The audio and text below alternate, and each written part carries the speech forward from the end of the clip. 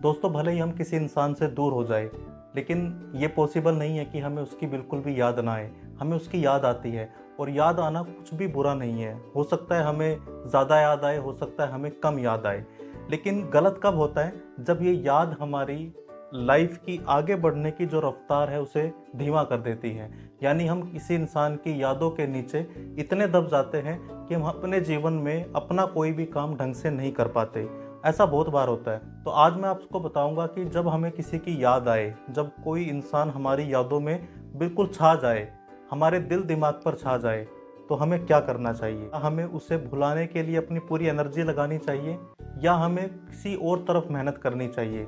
तो मैं आज आपसे बात करूंगा इसी टॉपिक पर। नमस्कार दोस्तों, मेरा नाम है डॉक्टर संगीत शर्मा, और अगर आपने हमारा चैनल अब तक सब्सक्राइब नहीं किया है तो इसे सब्सक्राइब कर लीजिए।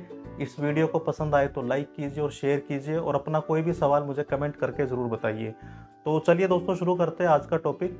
सबसे पहले तो मैं आपसे एक बात कहना चाहूँगा। अगर आपका ब्रेकअप हुआ है, या आप किसी इंसान से दूर हुए हैं, या कोई इंसान आपके जीवन से चला गया है, तो आपको उसकी याद आती है, तो इसमें कुछ भी गलत नहीं है।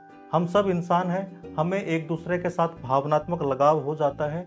दूर होने के बाद भी हमें कुछ अच्छे कुछ बुरे ऐसे पल होते हैं जो हमने साथ बिताए थे, उनकी याद हमें बार बार आती रहती है। तो इस याद के अंदर कुछ भी गलत नहीं है। ये आपको याद आती है, इसमें कुछ भी बुरा नहीं है। गलत तब होता है जब ये याद आने का जो सर्कल है वो इतना ज़्यादा हो जाता है, आपके जीवन में इतनी रिपीटेशन हो जाती है कि आप अपने जीवन के बाकी सारे काम छोड़ देते हैं। यानी उस इंसान की यादों के नीचे आप दब जाते हैं, आपकी प्रोग्रेस दब जाती है, आप आगे नहीं बढ़ पाते। तो इस केस में हमें क्या करना चाहिए? क्या हमें अपनी ताकत लगानी चाहिए उस इंसान को भुलाने के लिए, या हमें अपनी ताकत लगानी चाहिए किसी दूसरी दिशा में? उसके बारे में बात करते हैं। सबसे पहली चीज़ जो आपको करनी है किसी भी ब्रेकअप के बाद, जो सबसे ज़रूरी मोटिवेशन आपको अपने साथ देने की शुरुआत करनी है, वो ये है कि स्वीकार कीजिए। जो भी आपके साथ हुआ है उसे स्वीकार कीजिए। वो इंसान आपकी लाइफ से गया है, वो किसी मजबूरी में गया कि अपनी मर्जी से गया, आप उसकी लाइफ से दूर हुए किसी मजबूरी में, अपनी मर्जी से, उसे स्वीकार कीजिए। उसकी याद आती है, इस बात को भी स्वीकार कीजिए, क्योंकि जिस दिन हम किसी चीज़ को स्वीकार कर लेते हैं, उसकी आधी पावर को हम सोख लेते हैं। यानी उसकी अब नेगेटिविटी अपने आप ही कम हो जाती है। हम जब तक उससे भागते रहते हैं, जब तक हम उससे छुपते रहते हैं, तब तक वो चीज़ हमें ज़्यादा परेशान करती है। तो सबसे पहला काम हमें क्या करना है कि हमें स्वीकार करना है कि वो इंसान मेरी लाइफ से दूर गया है, तो कोई बात नहीं। मुझे उसकी जो याद आ रही है, वो उसके साथ बिताए गए जो पल थे वो मेरे दिमाग में सेव है। भले ही फिजिकली मुझसे दूर जा चुका है, पर मेरे सबकॉन्शियस माइंड में अब भी कोई इमोशन, अब भी कोई मेमोरी, अब भी कोई इवेंट पड़ा हुआ है जिसकी वजह से मुझे उसकी याद आनी स्वाभाविक है।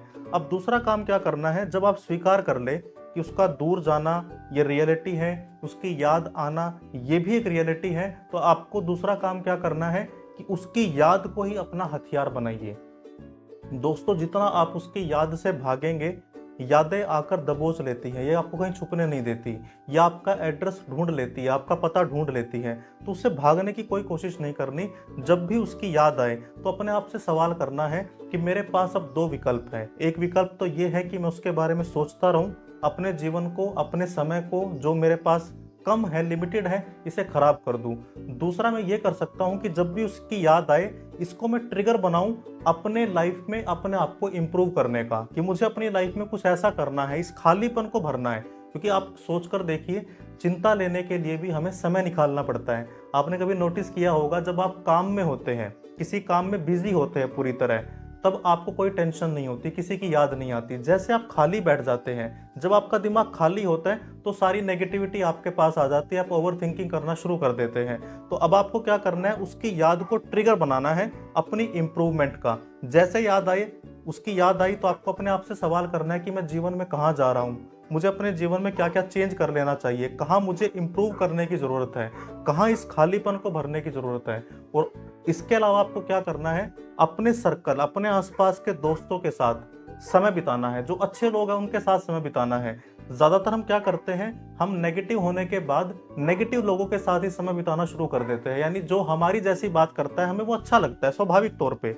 लेकिन यहाँ आपको उल्टा करना है, जो आपके जैसी बात करे, जो आपको उसी नेगेटिविटी में और ज़्यादा लेकर जाए, उसके साथ समय नहीं बिताना, बल्कि जो आपको उससे निकाले, थोड़ा मजाकिया किस्म का हो, थोड़ा लाइफ को ड्रीम के बारे में बात करता हो, विजन के बारे में बात करता हो, जो सोल्यूशन ओरिएंटेड इंसान हो, उसके साथ आपको अपना समय ज़्यादा बिताना है।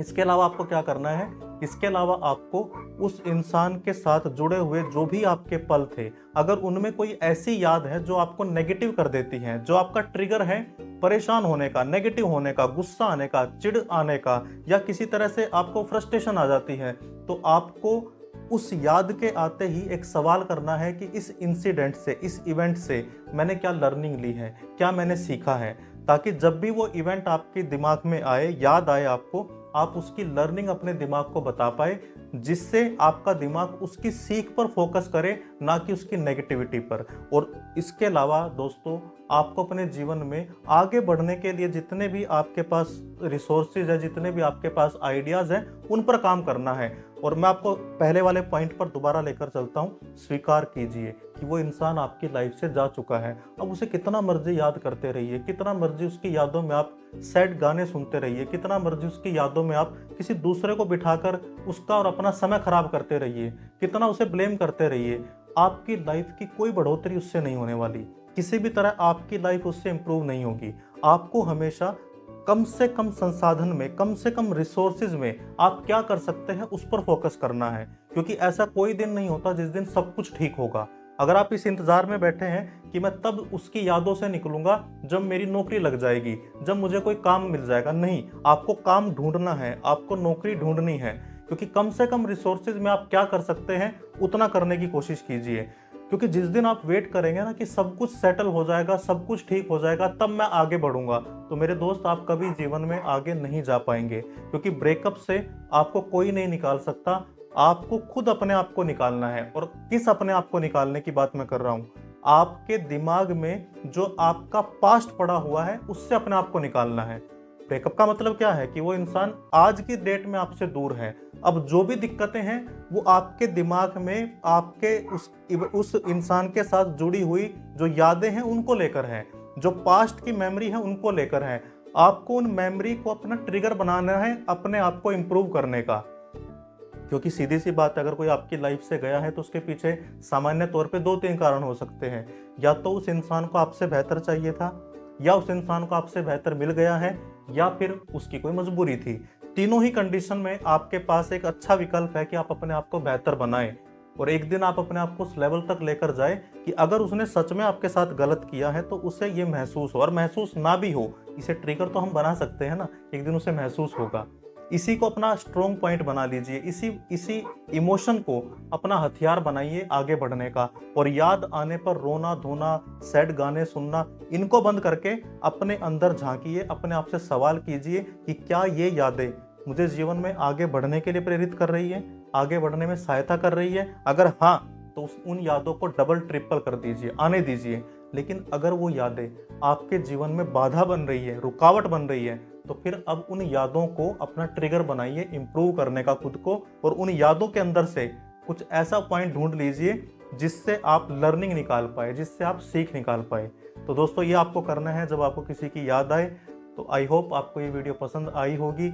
ये पसीने इसलिए है कि लाइट चली गई है स्टूडियो में। अभी मैं ये वीडियो रिकॉर्ड करने की कोशिश कर रहा था तो तब लाइट थी, अब लाइट चली गई है। तो इन्हें इग्नोर करके इस वीडियो की लर्निंग पर ध्यान दीजिए, जो आपको सीखने को मिला उस पर ध्यान दीजिए। चैनल पर नए हैं तो मैं रिक्वेस्ट करता हूँ सब्सक्राइब कीजिए। वीडियो पसंद आई है तो अगेन रिक्वेस्ट, इसे शेयर कीजिए, लाइक कीजिए। Thank you very much.